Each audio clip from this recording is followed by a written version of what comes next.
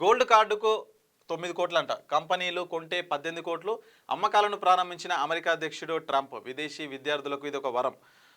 ఫారినర్ల నియమించుకునే కంపెనీలకు ప్రయోజనమని వెల్లడి అంట. అమెరికాలో చదువుకుంటున్న విదేశీ విద్యార్థులు గ్రాడ్యుయేషన్ పూర్తయిన తర్వాత ఇకపై తిరిగి సొంత దేశానికి వెళ్లాల్సిన అవసరం లేదని యుఎస్లోనే ఉండేందుకు గోల్డ్ కార్డ్ ప్రోగ్రాం అవకాశం కల్పిస్తుందని ఆ దేశ అధ్యక్షుడు డొనాల్డ్ ట్రంప్ ప్రకటించారు. ఈ వీసా ప్రోగ్రాం ద్వారా అమెరికాలోని టాప్ యూనివర్సిటీలో చదువుకుంటున్న ప్రతిభావంతులైన విదేశీ విద్యార్థులను కంపెనీలు నియమించుకోవచ్చని వెల్లడించారు.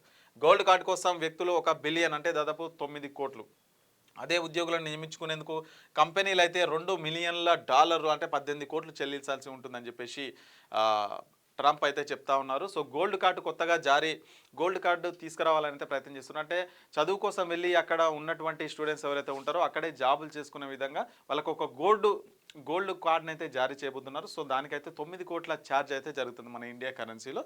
సో కంపెనీలు అయితే అదే ఉద్యోగులను నియమించుకోవాలంటే కంపెనీలకైతే మరి 18 కోట్ల రూపాయల ఖర్చు అయితే అవుతుంది. సో దాన్ని త్వరలో తీసుకురానున్నట్లు ట్రంప్ అయితే వెల్లడిస్తున్నారు.